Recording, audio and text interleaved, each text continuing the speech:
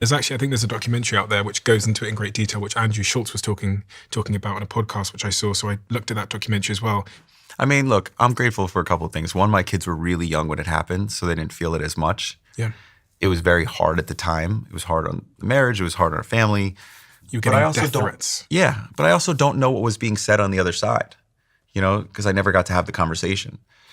So I think when people aren't communicating and refusing to communicate, a lot of things can get misconstrued. And I don't want to hold any hatred or everyone moves on. So yes, I appreciate you saying that. I appreciate actually doing the research. But for me, I choose to see it as a gift. I choose to see it as being able to have a perspective that very few people in the world have, of knowing what that's like, of feeling that on a global level. Pain. Yeah. And also just... What does that mean in reality? It just felt unfair. It felt like, but so much, but of course it happened to me, right? Of course, because here I was thinking my value was from all this praise. And everything was me making sure that I was living up to it. And then this happens and it's unfair and I can't control it. And of course the universe was like screaming at me, like God's screaming at me like, hey, wake up. You're not in control. You can't navigate all of this. You don't get to decide what your legacy is. And you just get to decide who you are on a daily basis and who you choose to see in yourself and how you treat the people that love you and the people you can actually interact with. Surrender. But surrender and participate.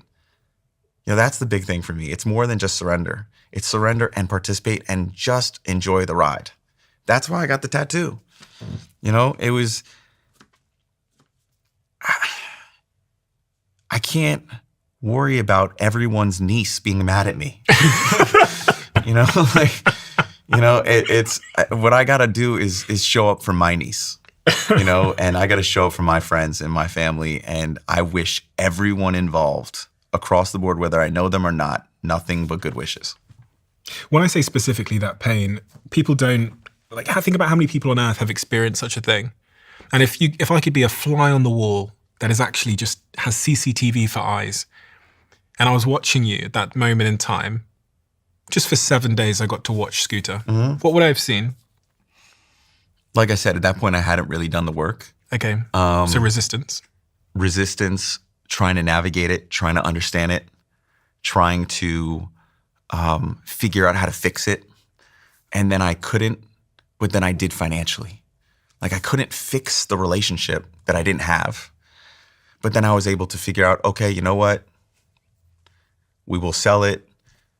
In a world of streaming, re-records will only help the old catalog as much as they help the new catalog. Both will get a bump.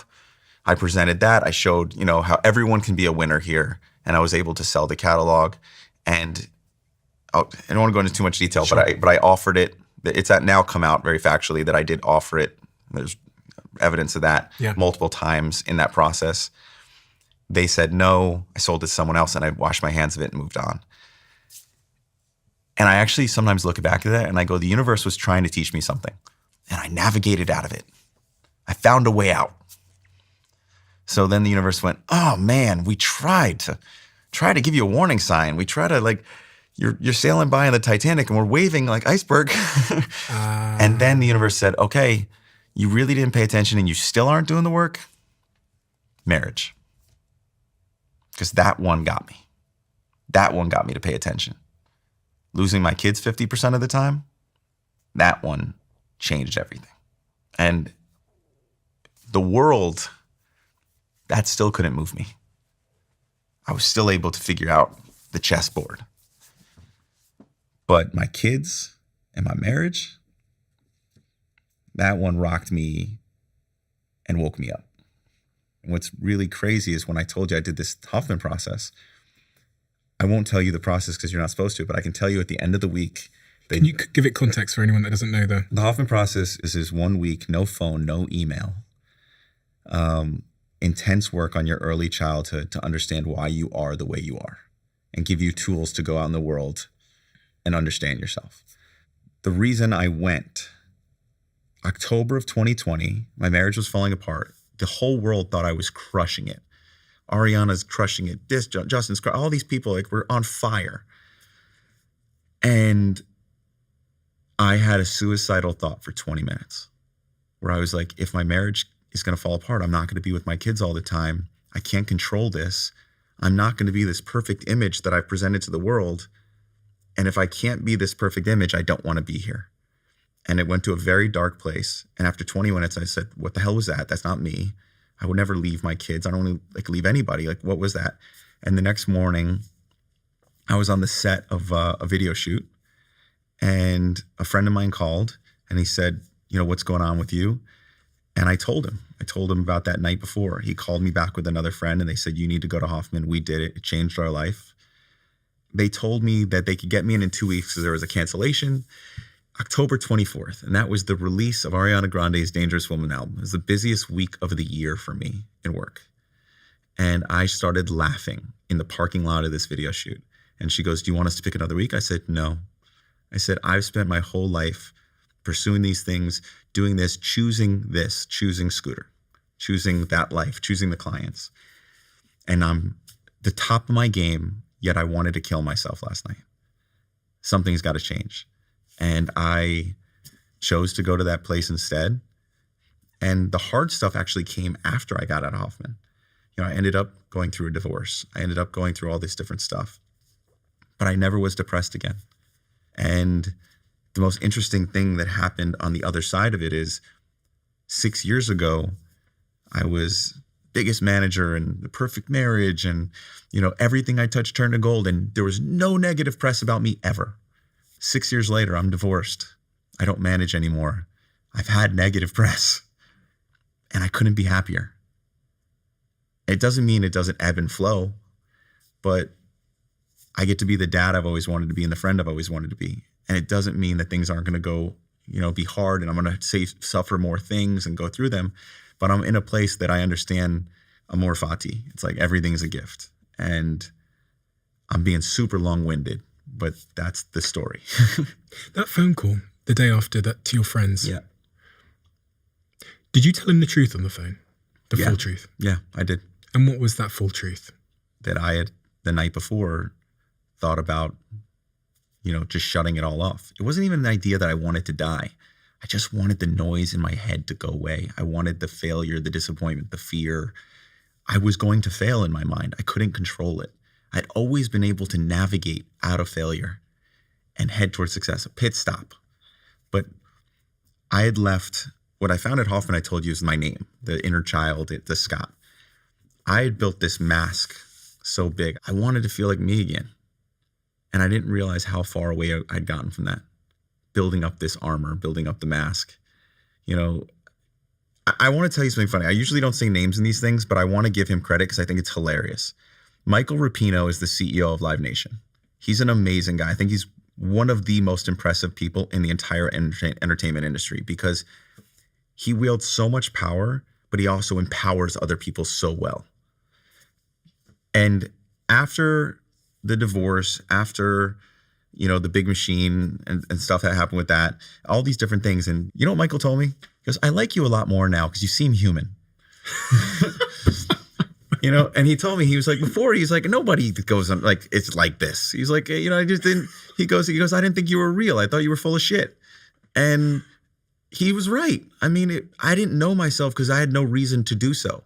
And it wasn't until I had some real hardships and real pain and real scares and real rock bottom moments that I started looking at myself and started figuring out who I was. And then everyone got to know me. My best friends since I was 11 years old, they're the people I hang out with the most. Two of them live out here, Mike and Vuk. And I hang out with them all the time. And people who know me, they know these guys because they've been my friends since we were 12 years old, 11 years old. And Mike and Vuk told me at 40 years old when I was doing this work, we've known you since you were 11, and this is the most we've ever known you.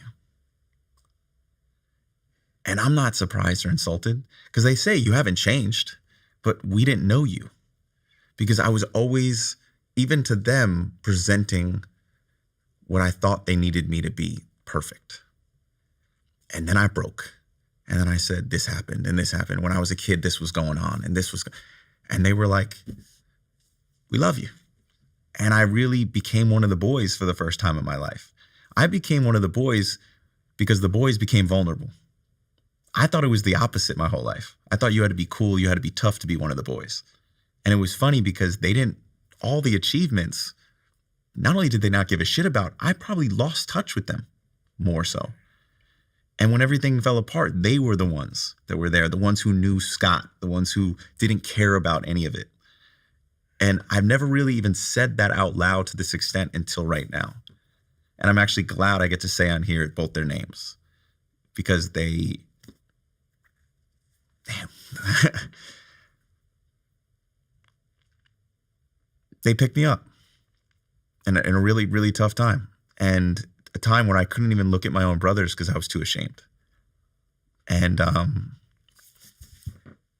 I never felt like one of the guys. Like I felt like I had those friends, but I just couldn't let them all the way in because I felt, well, maybe I'm smarter, maybe I'm this, maybe I need to be perfect.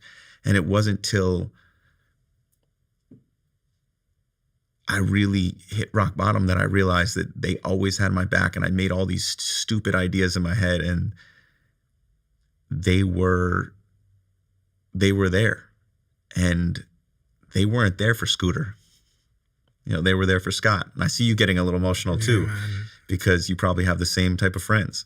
So I did it, so you can do it too. What are their names? Michael, Ash, Dom, Anthony, and Oliver.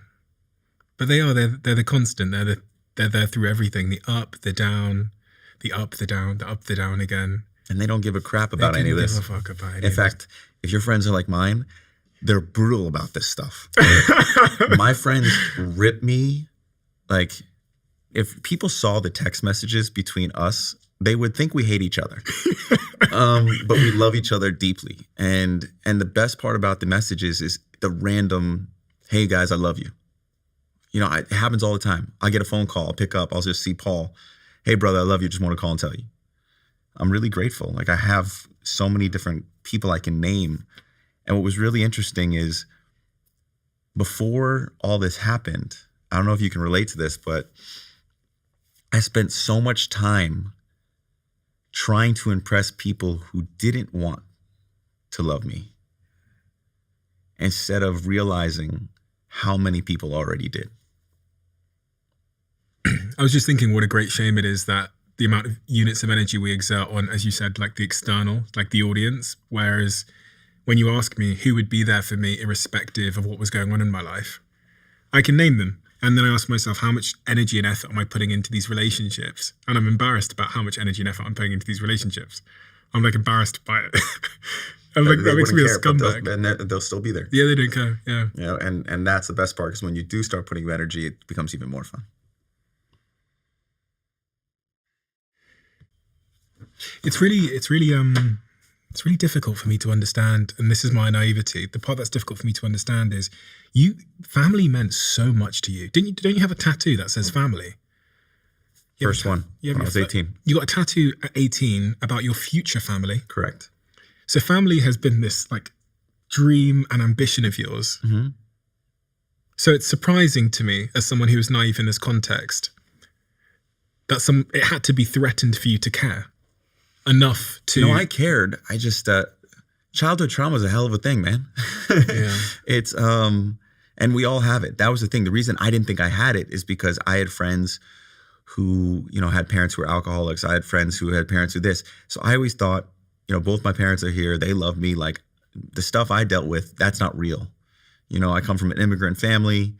Like, we can deal with this. Like, we're strong. You know, that's not real. And what I realized is, everyone has trauma. That's the human experience. And the faster we value our own trauma and stop trying to downplay it because we don't think it equals someone else's, the more we can work on ourselves. Because all you get to do is work on yourself. You don't get to work on the other person. Like, you can really only work on yourself. You can help the other person, but the work, that's only here. And I think that I saw my life as perfect. So why change anything? And that's why you're smiling. Stop calling me out. Yeah, you're smiling. It's so true. Because you see your life as perfect, and she's screaming at you. She's screaming at you and trying to, and you can't see it. She's not screaming just yet. She is in her own way, increasingly expressing to me, in her own way, that there is an issue. And I'm going to be completely honest, because this is why I started this podcast, was the diary of a CEO. So this is what would be written in my diary. The alarm is getting louder, and I'm still in a state where I think I've got a lot of time before the alarm is so loud that I can't fix it. I got you. I see you, buddy. Trust me, I see. And here's the funny thing. I don't want to go into details. I have a lot of respect. Yeah. We're family forever. It goes both ways. It's not like there was one thing happen. Both people have to play a role in where we got to. Things happen on, both ways. However, Chris Rock says something really special. He goes, relationships are actually quite easy. You ever try to pick up a couch with two people? No problem. Pick up a couch by yourself. And that was the thing. We both went to pick up the couch at different times.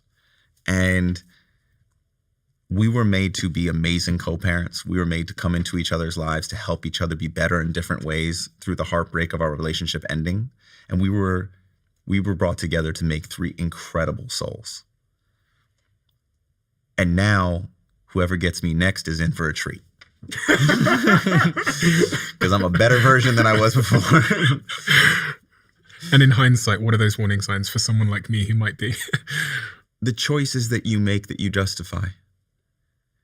Oh, I got to do this because, if I don't do this one, it could all fall apart. No, it isn't. Oh, God.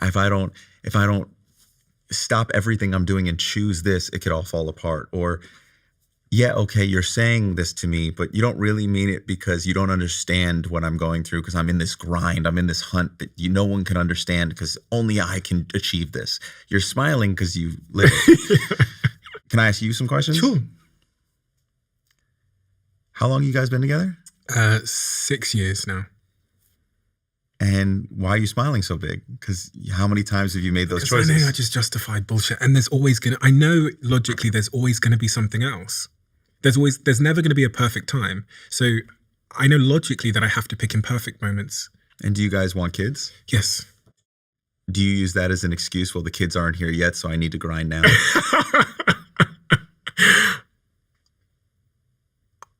I've certainly thought it as a way to justify to myself, to self-rationalize. I don't think I've ever said that to her, but I have said to her. I've said internally. Yeah, I've said it to myself internally.